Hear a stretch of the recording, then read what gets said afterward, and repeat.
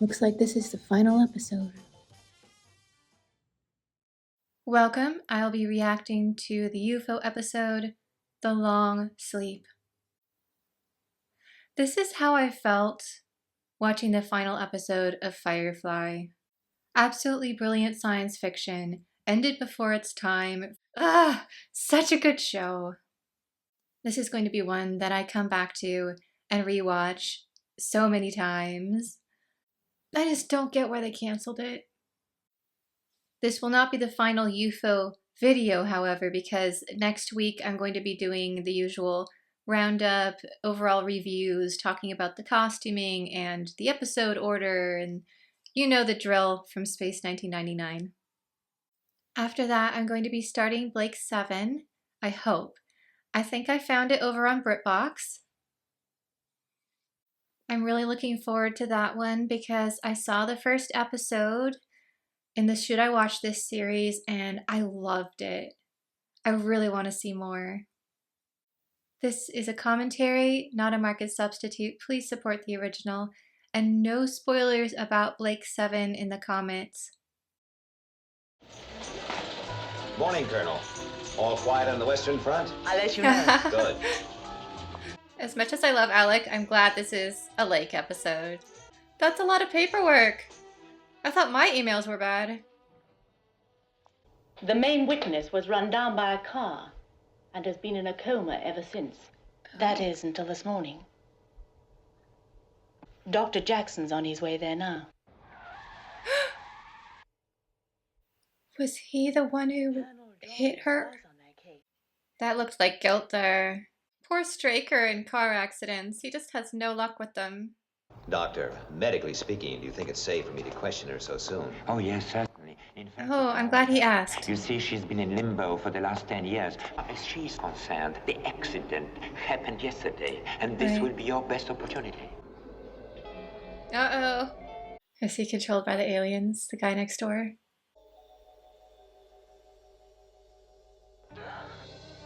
Oh, she remembers. Well, she obviously remembers me as the man who was driving the car that knocked her down. thought Yes, so. but I explained that you were in no way responsible. Her parents are both now dead. Oh, dear. She doesn't know that either? No. It's been 10 years. Uh-oh, he's watching again. It's bugged? Sit down. Oh, no. Yesterday, Kind of. Where did you see it? farmhouse. Who is Tim? I didn't know him very well. Oh, I like they're doing the flashbacks in sepia tone. We met at Piccadilly Circus. Oh. He's dead. Where is that farm? I don't know. What is your name? Catherine Fraser. All right, he was trying to shock her out of it, I think. I love her knit top.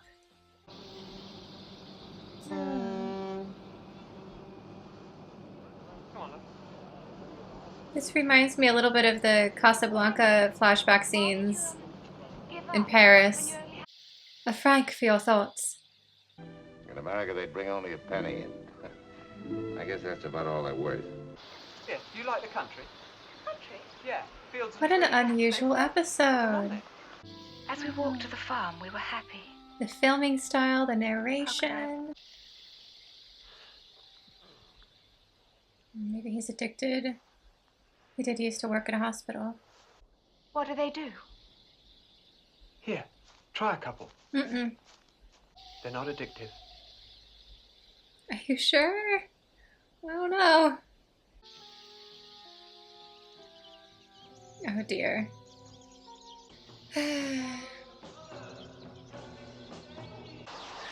Well, that was awkward timing for UFO to show up right now.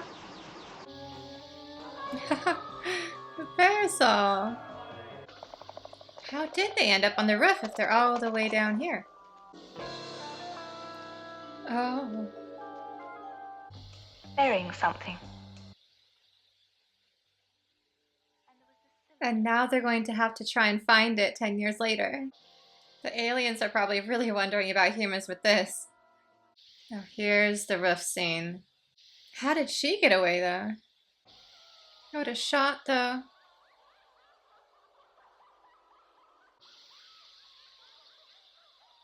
I had it with me when I left the farmhouse, but I don't know what I did with it.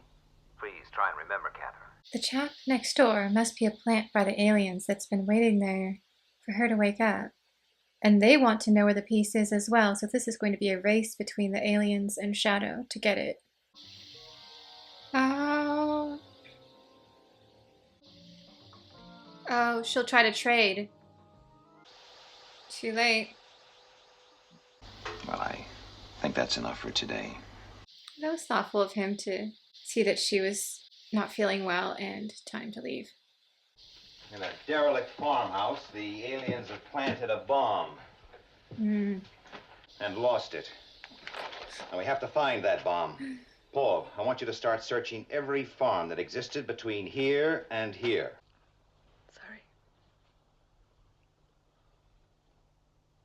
What did she just drink? That was the alien.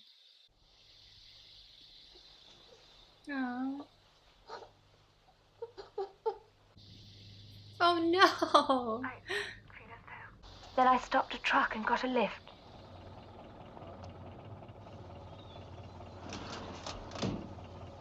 Then he pulled the truck off the road.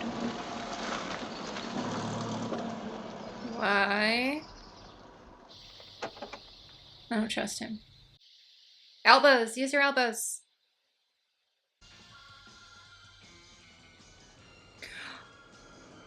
Oh. This is why she ran out on the road.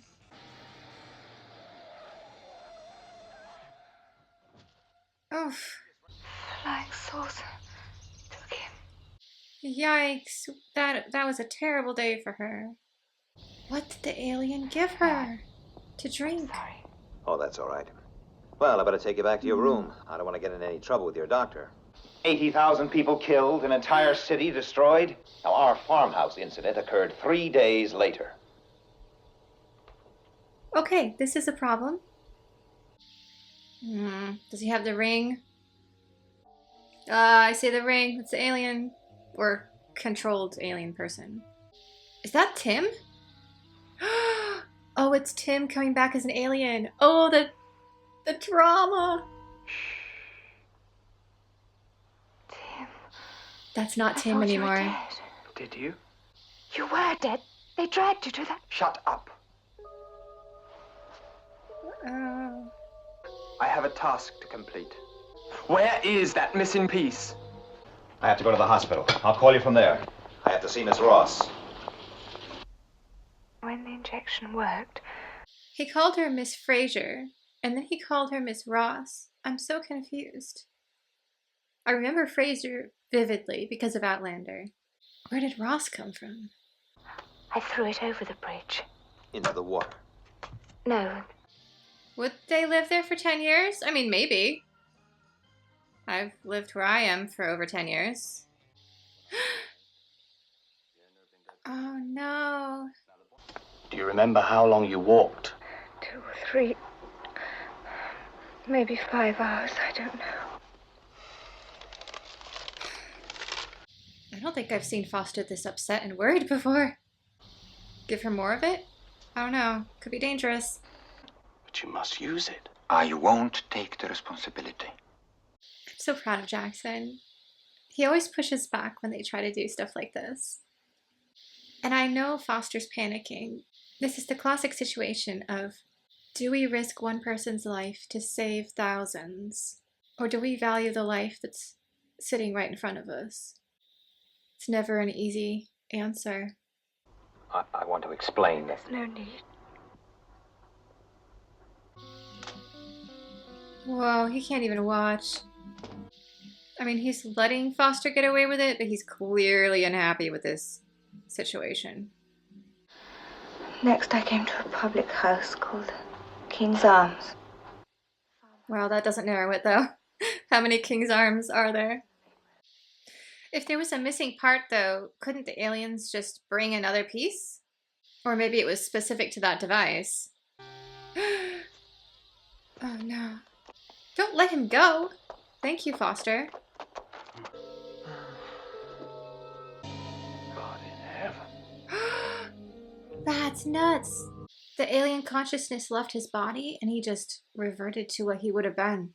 The object you see is to fracture the walls between the chemicals. They mix and, Boom. goodbye, England. We'll dump it in space. Paul, get on to Colonel Branston. That's so smart. They did this on Stargate one time.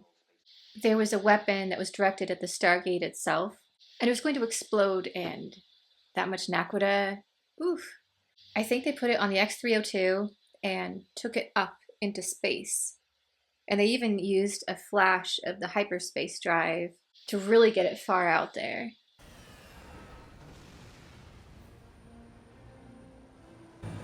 Good luck, sir. Stop saying that. Which episode was it? Here we go. Redemption Part 1 and 2. It looks like. Oh no, it just changed sounds. It's beginning to react. Do we have time to get into space?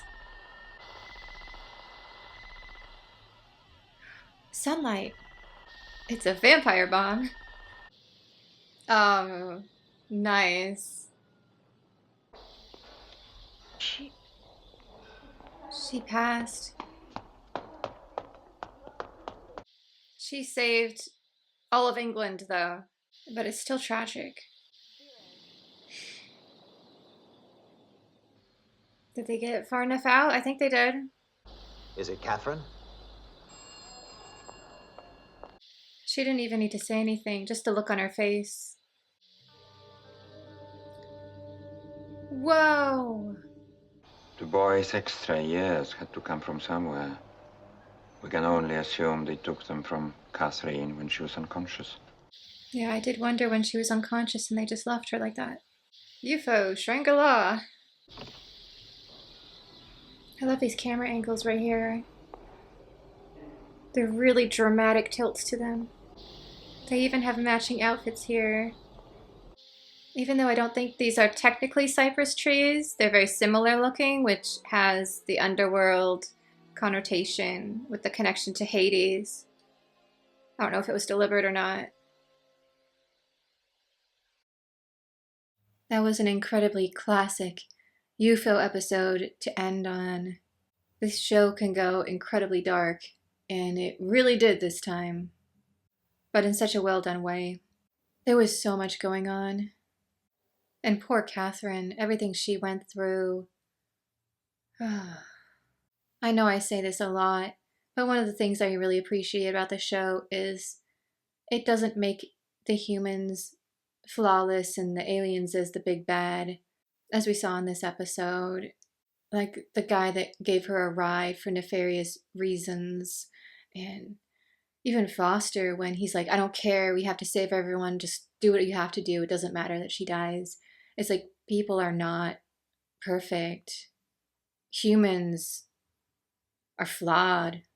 And yes, the main problem is the alien threat, but they never shy away from showing the rougher side of humanity as well. And that, for me, really grounds the show and makes it feel realistic. And yes, it has incredibly fun model work and rockets and gorgeous costumes.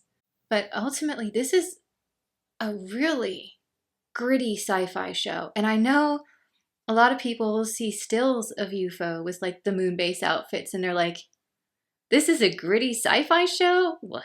Nah. It is.